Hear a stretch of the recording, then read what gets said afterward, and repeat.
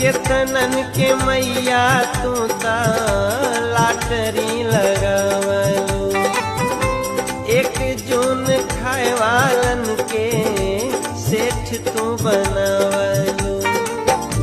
मड़ही अटारी कैलू नोट बरसवलू। गाड़ी घोड़ा बड़े बड़े बंगला तनवलू। भगिया हमारो चमकाई दो, गड़ल खजाना उपजाई दो। हमहु चलल करी प्लेन से, दुनिया के सैर कराई दो।